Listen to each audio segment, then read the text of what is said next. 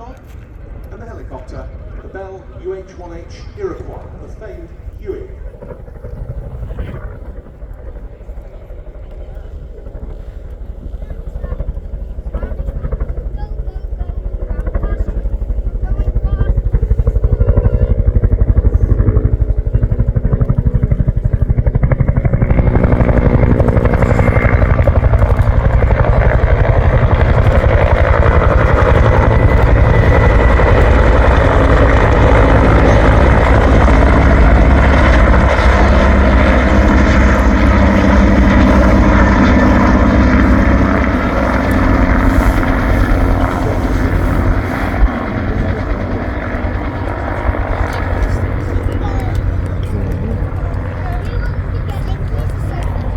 The little bird dog was an unassuming machine, but following on from its service in the Korean War, it also performed heroically in Southeast Asia, particularly flown by the US Air Force as forward air control and reconnaissance aircraft.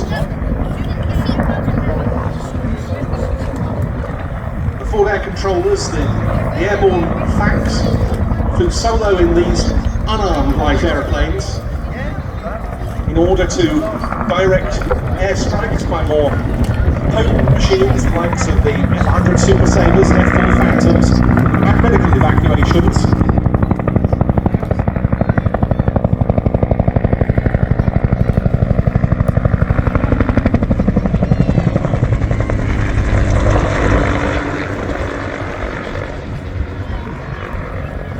While they didn't have weapons at their disposal, they did have various onboard radios, target marking night illumination flares, and target marking rockets.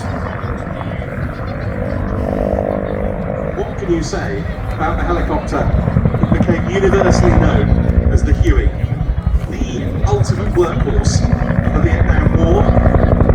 It performed almost all rotary wing roles you could think of during the conflict in Southeast Asia.